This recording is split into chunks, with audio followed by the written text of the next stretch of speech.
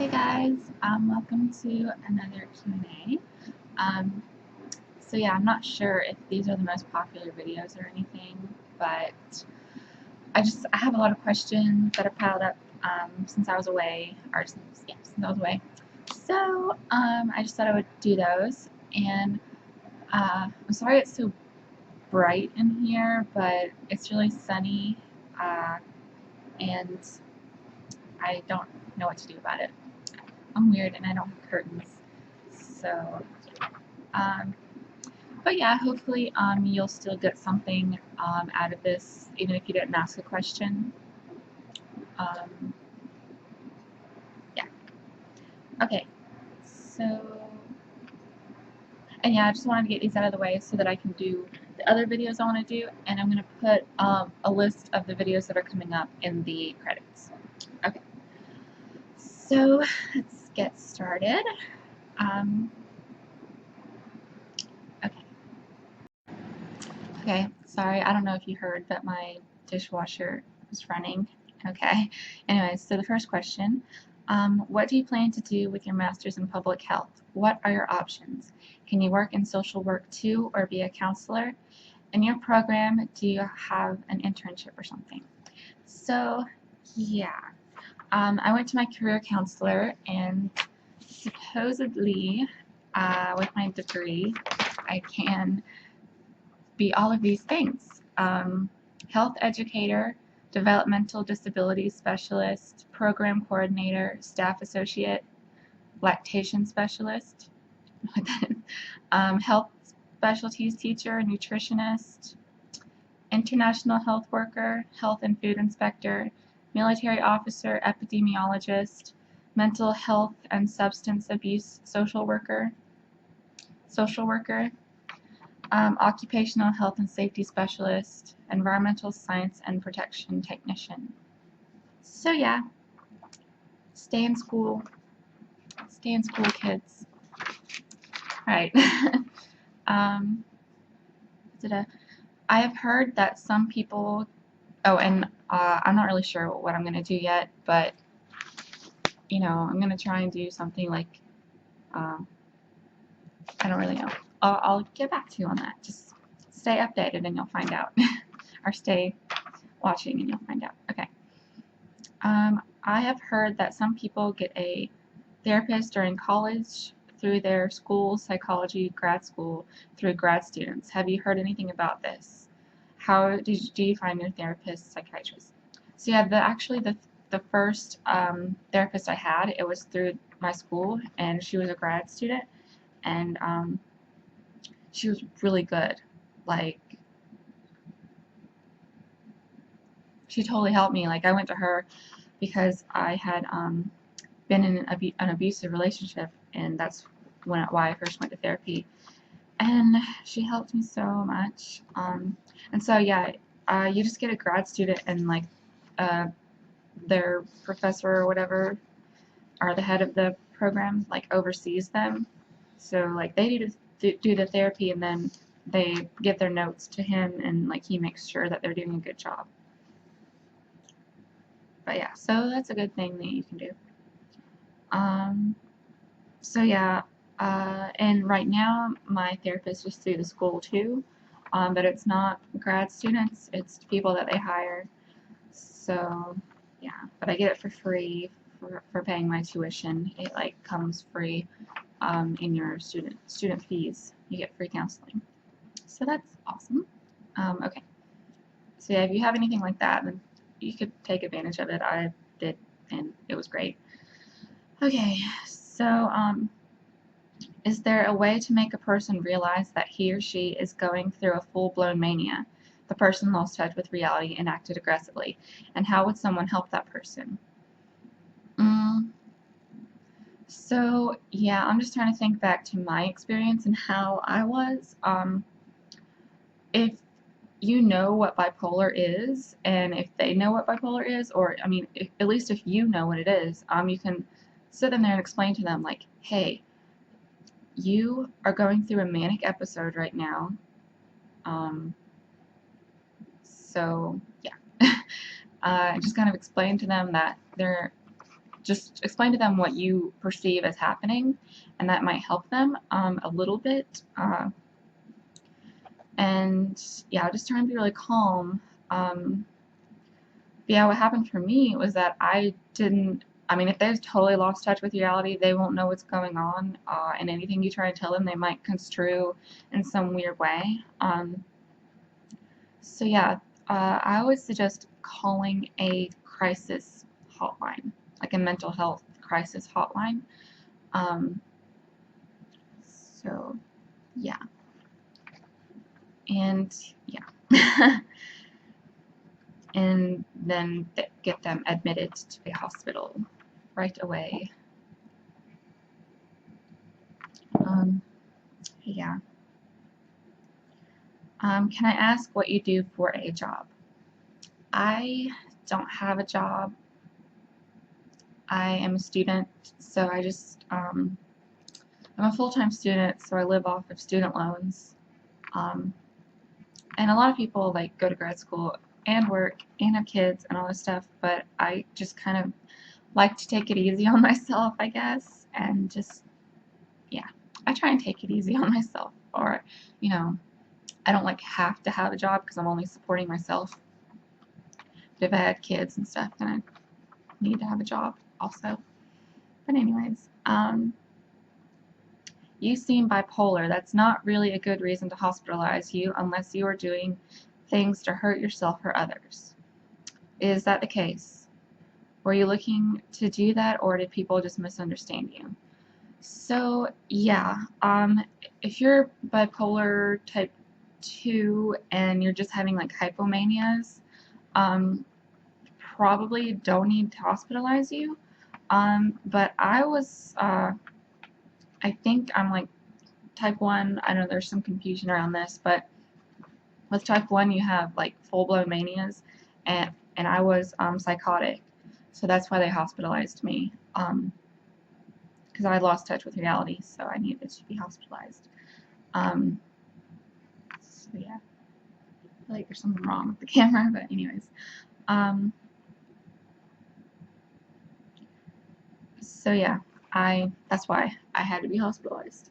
And it wasn't just like people were misunderstanding me, but I wasn't really trying to hurt others. I was just psychotic, and you can't really just go on with your life like that. So, okay. Have you ever come across people who've been judgmental about it? I think part of the problem is that people aren't aware of what the bipolar person's dealing with. Like the saying goes, you never know what a person is going through without walking a million miles in his shoes, or something like that. So yeah, like the only people so far that I've known of who have been judgmental are the people on YouTube, like in the comments, because my family is pretty supportive about it as far as I know. And I guess I don't really have that many friends, but they were definitely judgmental before. I mean, like, they're judgmental about my behavior, so but like I didn't know I was bipolar before, but they're just definitely judgmental of my behavior and of me in general. So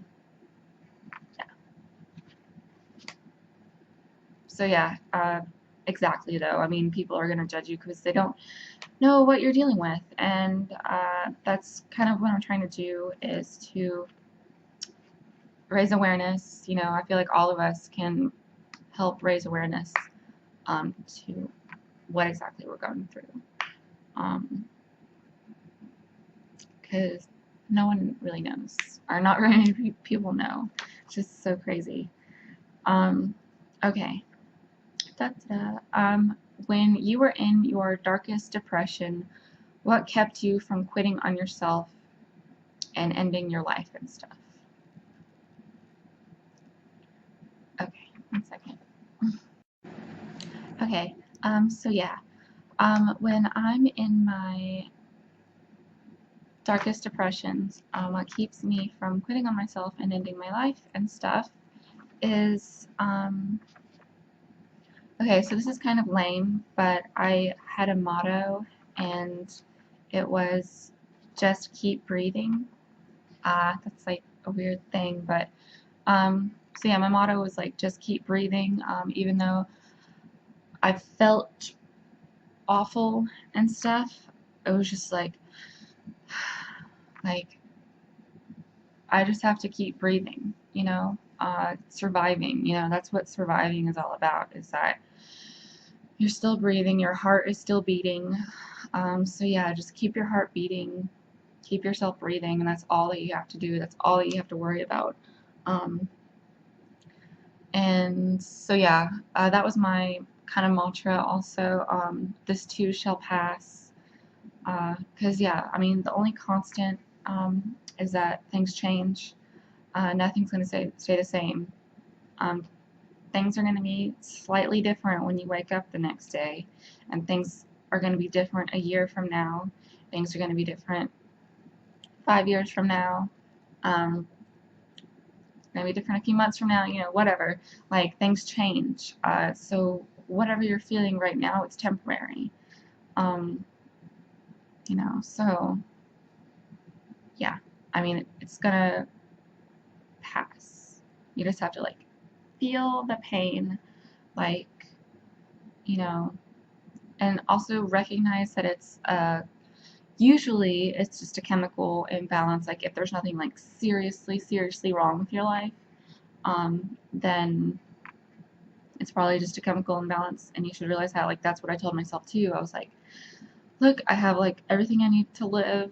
There's probably just this minor problem in my life that's totally, I'm making a huge deal about it and it's hurting me so much, but it's probably just a chemical or bodily problem. So just have to remind yourself of that, I guess. Okay.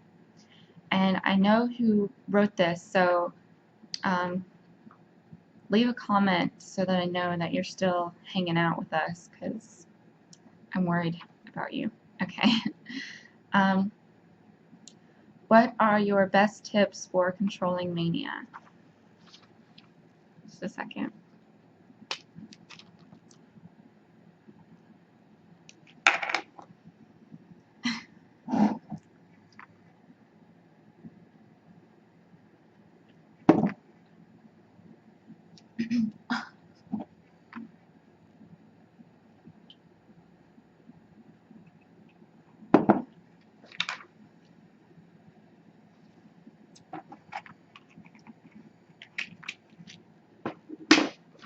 Okay, next question.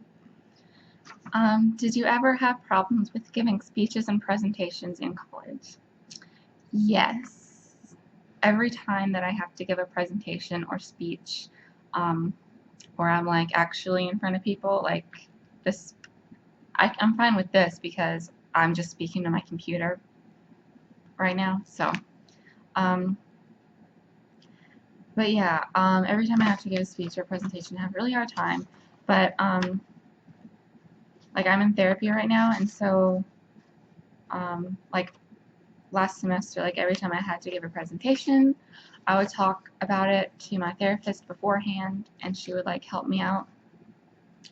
And I actually like giving presentations now, because it's fun. She totally did some Jedi mind trick on me, and so now I think that it's fun to give presentations, and that I don't dread it. I have a positive outlook on what is going to happen. So yeah, and a good rule of thumb is just to know the material really well that you're going to be presenting on. But yeah, so I always had a hard time with that, but therapy has helped me a great deal with that. Okay. And just doing it a lot. Okay.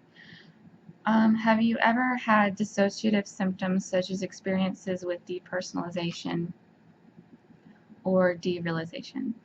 Yes. That's a big part of my social anxiety.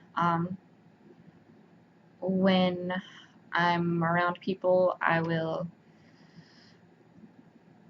dissociate and kind of just go out to lunch mentally, like, yeah, I'm like not there anymore, like totally,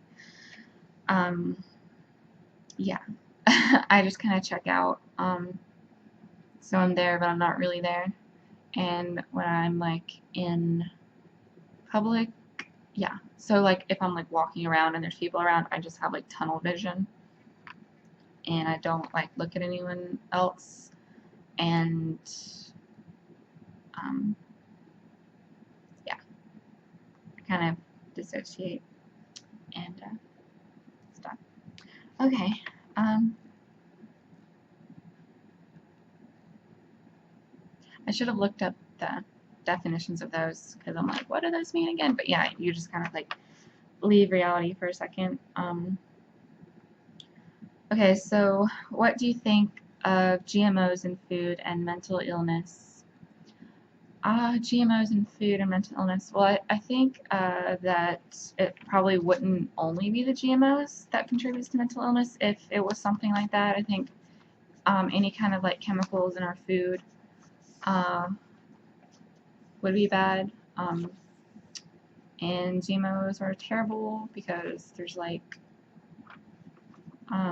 they're putting like pesticides inside the fruits and vegetables and stuff. So are the plants. So so when we eat it, we're eating like pesticides, like genetically manufactured pesticides. So that's probably not healthy. And there's a lot of like additives to food that aren't healthy and could possibly be contributing to all health problems, mental illness included. So I don't really know.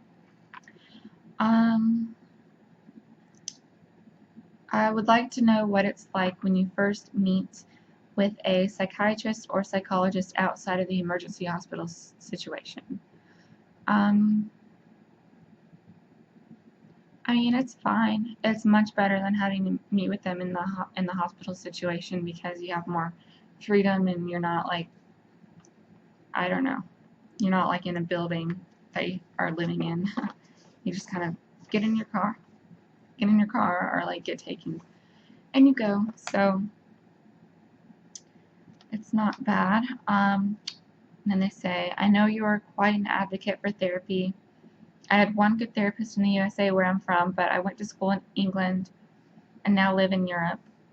I've tried a few times to get therapy, but it's never gone quite right. They tell me I don't look depressed or it's normal, or I say I wanted to kill myself every day for the past 2 weeks, and they say, okay, well, let's meet again in 10 days. See you then. I hope nothing happens. Bye. Or it sounds like epilepsy, which I've thoroughly been tested for and I'm not. So what's your secret? What do I have to do to be taken seriously and begin a good relationship with these doctor-therapist people? I know it's not just the American doctors are better because I had a really crappy therapist in America too. Is it all luck? 1 in every 5 seems to be good in my experience. Okay, so I think the problem is that people don't find a therapist that's right for them. So the type of therapist that you want is someone who's gonna like really take you seriously. Because some therapists will just be like, oh, okay, well, you're fine, and then you're like, okay, I'm fine, like, maybe I don't have a problem. Because I had one therapist like that. She just kind of made me believe that I was normal, even though at the same time she was actually helping me. But anyway, so, I mean, you just, if you don't like the therapist that you're with, just go to someone else. And yeah, like maybe 1 in every 5 seems good. It's probably like 1 in every 5 is good for you, you know. And that makes total sense. I mean, some people just aren't right for other people. Some therapists aren't going to be right for you. So, you know, because they all have different techniques and stuff. So, so yeah, and I mean, they hear like people saying that they want to kill themselves. and stuff all the time, so I don't know. and I don't really get the thing where they say like you don't look depressed, because it's kind of dumb, because it's like mental, and you're not necessarily gonna look different. I mean, sometimes you do, like sometimes you can really tell when someone's depressed. Um, but yeah. Anyways, so yeah, whenever I had a therapist, I just kind of like made the absolute best of it, and just kind of like trusted them, and trusted that what they were doing was right. Um, because yeah, that's just how I am. I just kind of deal with things. I deal with whatever cards I'm given. Um, yeah, if you have the luxury of being picky, then just seek out someone that's better for you. Okay, that's my best advice. Sorry. Okay. Um, I have a question. I used to have manic thoughts that something was super special and I couldn't lose it because my luck depended on it, as well as some songs that brought good or bad luck. I got over it because it didn't totally ruin my life, but I keep getting these obsessive dreams about having a baby, and my boyfriend told me I even slept with arms wrapped around thin air, and I was convinced that I was holding a baby. Could this mean I should seek help? I've had traumatic events recently. Okay, so yeah. Like I don't know your whole story, but if you've had manic thoughts like this, then you're probably, I don't know, but you should probably get checked out for having bipolar disorder. And if anyone asks, like, should I seek help, then you probably should. Because normal people like go like throughout their lives, and they don't sit there and they're like, hey, like, should I seek help? No, because they're like having a normal life. But if you ever ask yourself if you should get help, then you probably should. Um, and I know some people are going to be like hypochondriacs, but even then, like, you should seek help for being a hypochondriac. Anyways, so yeah, if you like think to yourself like, should I get help? Or, is this serious enough to get help? Like, if you're even like considering like that you might need help for something, then you probably do need help, and you should go get help. Like, even if it's the smallest thing, or like even if it's like a temporary issue, because my sister, she had like a lot of hardships with having her baby and stuff. She was only 22, and the dad was a jerk, and he left, and she was also going to school at the time. So anyway, she just kind of had like some problems from that, and she went to therapy, just like a few sessions, and then she was fine. So I mean, it's good. In your situation, just you should probably like go, just talk to someone about this stuff and see what they say. Um, so yeah, sometimes you just need a professional to talk things out with. I mean, even if you just make like a few appointments or go a few times just to get things sorted out, then that's a good idea. Okay.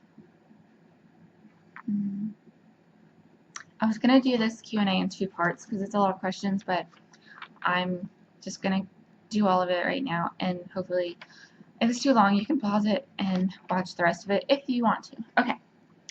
I'm afraid to do anything that involves even my closest friends now, and I've started to alienate myself and only go home and to school because I think everyone is watching me and judging me or making fun of me. My boyfriend says I'm being self-centered, and I guess in a way he's right, but I don't want to be this way. I'm even afraid to go to the grocery store. Do you have any suggestions?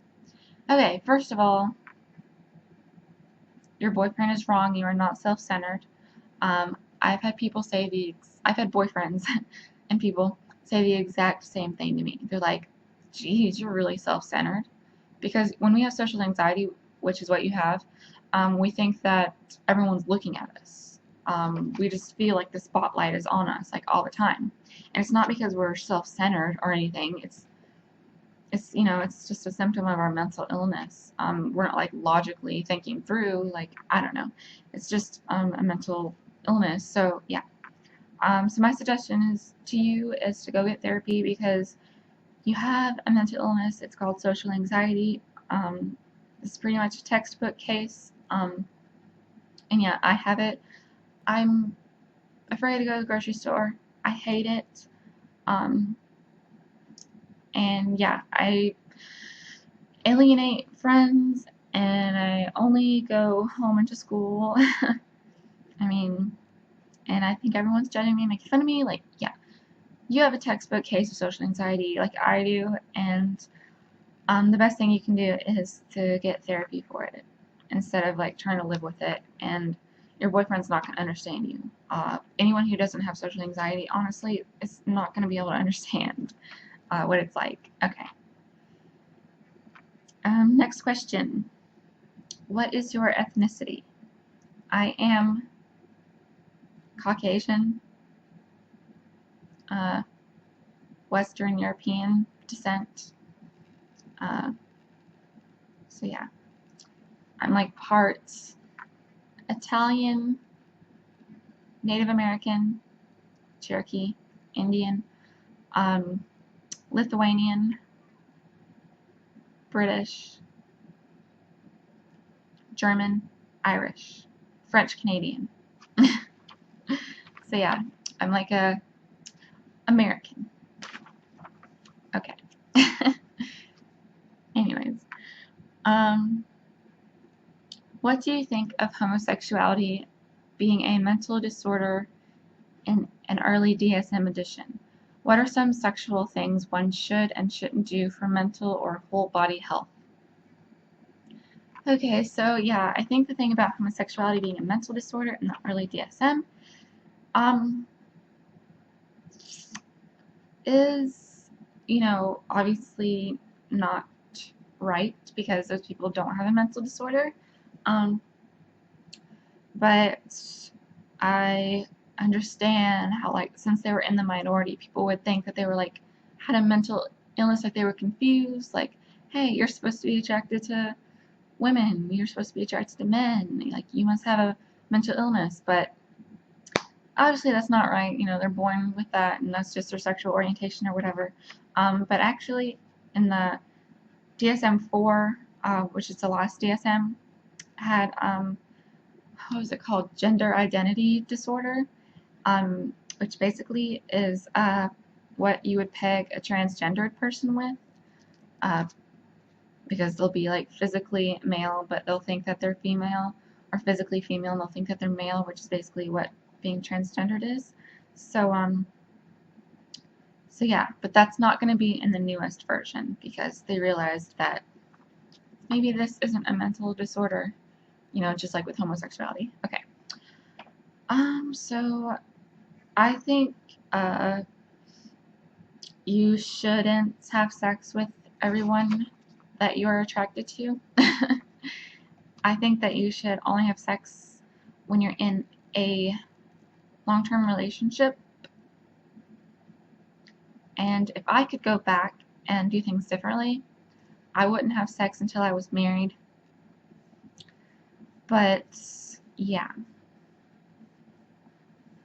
that's rather difficult for everyone to do. But anyways, but yeah, like once you get out of a relationship and you realize that that person wasn't the one, at least for me, like I felt really bad, and I was like, dang it, like I wish I wouldn't have had sex with them, and like I wish I would have saved myself for the right person or something. I don't know, but especially when you're bipolar, you have like when you're manic or hypomanic, you have like hypersexuality, so it's very difficult to make good decisions, uh, especially if you're bipolar. But yeah, that's basically what I would do, just not have, for mental and physical health, not have sex with every single person that you are attracted to.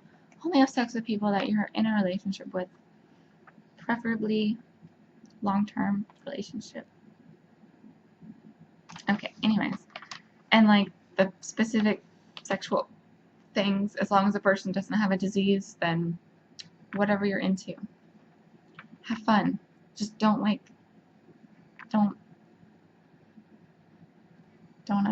hurt hurt yourself. Okay.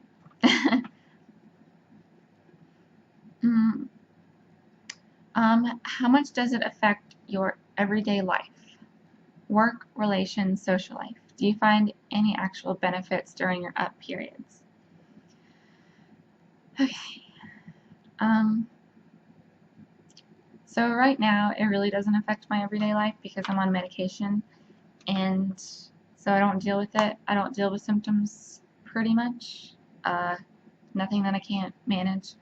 But yeah, before I was on medication, it affected everything. So, sorry, my hair is like so weird. My hair is so fucked up. I fucked up my hair. Okay. Anyways, so yeah. So yeah, it really affected every part of my life. My work, I was fired from a job. I have trouble getting jobs because I'm like, I don't know. And yeah, relationships, yes, obviously. Social life, bad. And a lot of these is just,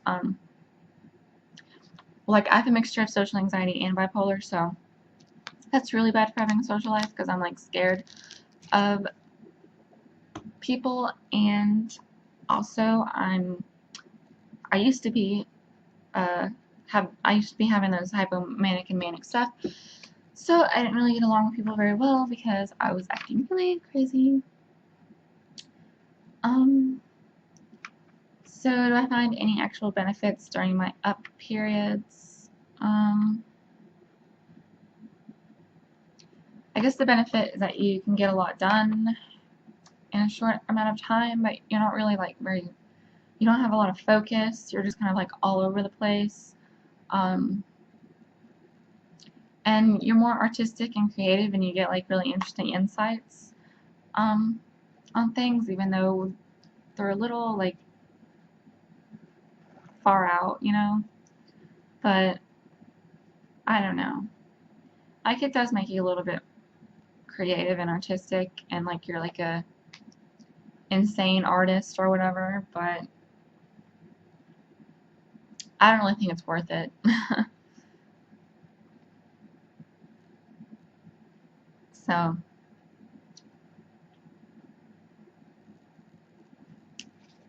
Anyways,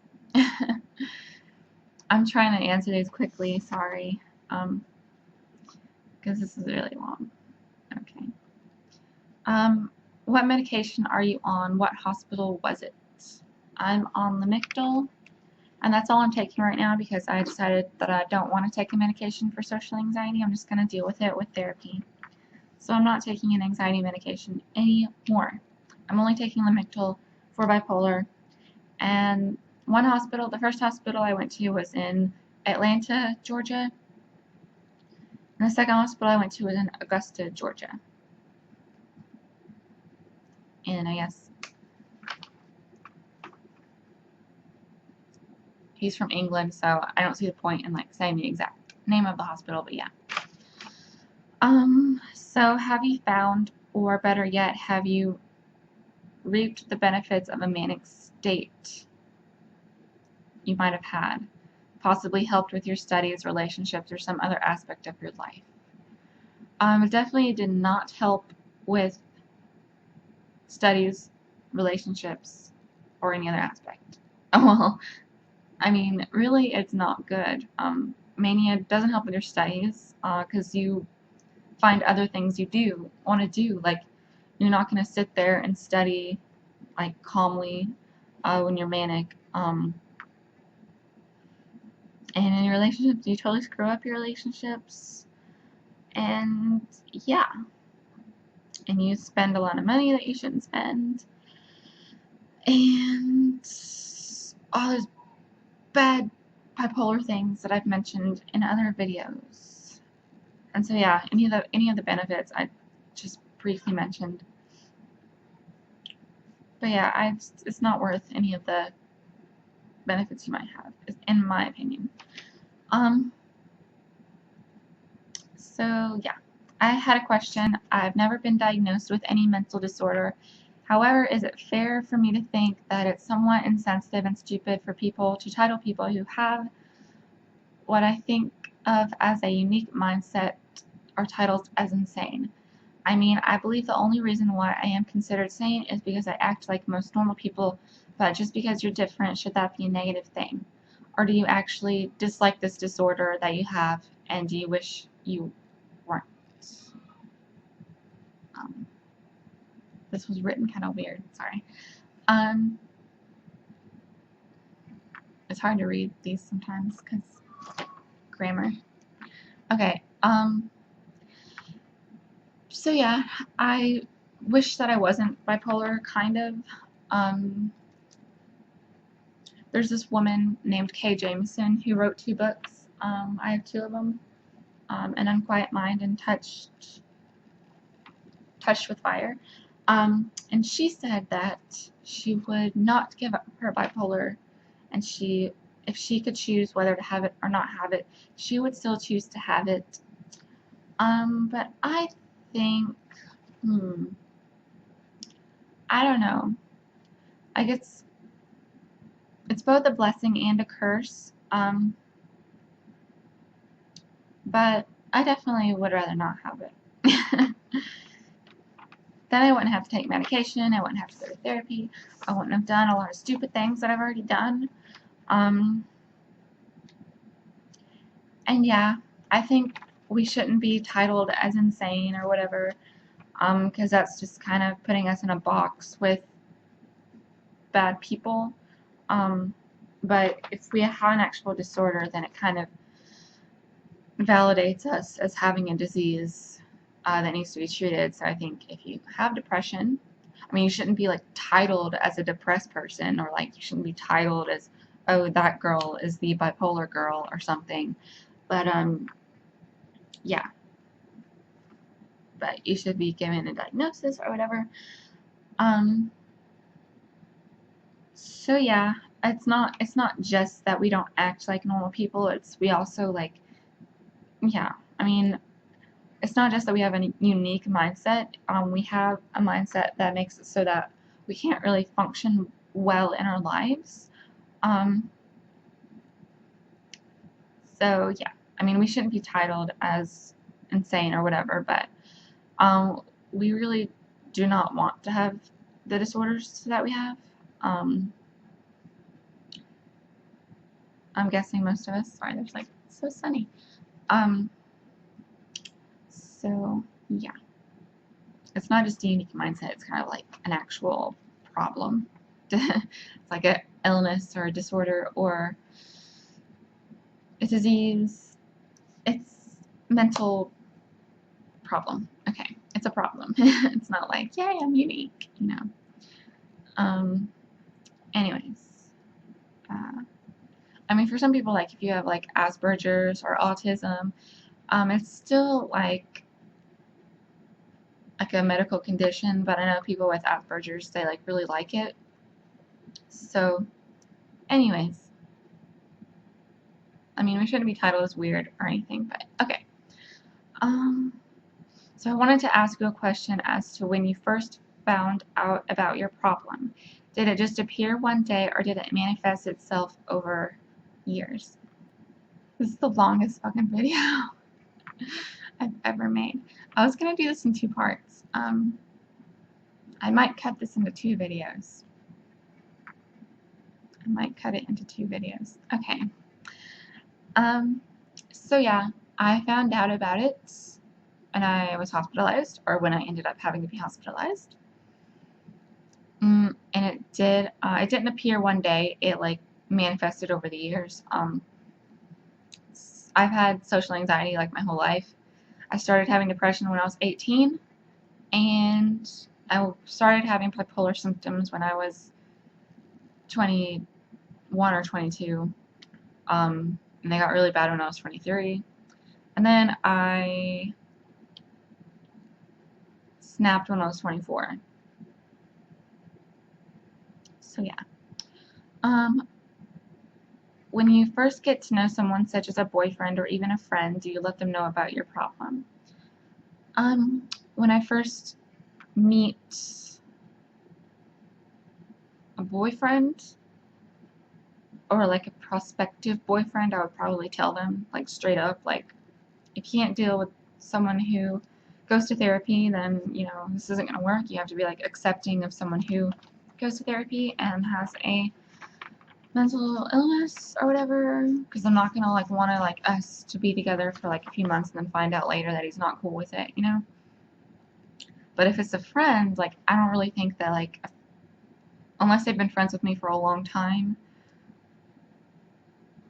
or it matters for them to know, like if they're just like an acquaintance or like a casual friend, like a classmate or something, and they don't really need to know. But if they become like a good friend, then I'll end up telling them. But yeah, not right away if it's a friend. Okay. So this is the last question. Are you able to tell if you feel a mood swing coming? Because I noticed it happen if I'm worrying about something to the point it gives me anxiety. Then it usually sends me into a depressed state. Yes. When I have like a lot of stress or something, I can tell that I'm kind of gonna have a mood swing. Like, yeah. If I'm worrying about something to the point that gives me anxiety, like, exactly. Like, if I'm like having anxiety or like a lot of stress, it'll either send me into a depressed state or I will start to have like mild psychosis symptoms. So, yeah, unfortunately. But yeah, I don't have like really bad psychosis anymore or like really bad mood swings, but yeah. Now that I'm aware of them, I definitely know when I'm going one way or the other. But back in the day when I didn't know like that I had bipolar, I wasn't really looking at it, so yeah, I wasn't really paying attention to it. But yeah, exactly what you said. Okay, so that is all for this Q&A. I know it was really long, and I'm sorry. I might split it into 2 videos. I'm not sure, but so yeah, subscribe if you want to see more videos. And sorry, I've been like messing with my hair this whole time. I always do that. Okay, so if you have a question, leave it in the comments, and I'll answer it in the next Q&A. And so yeah, and join my forum, please, and talk about your experiences with mental illness and stuff. The forum is mental.lafora.com. I'll put it in the description. And my Facebook and stuff. Okay, so I hope you have a good day. And yeah, alright, bye.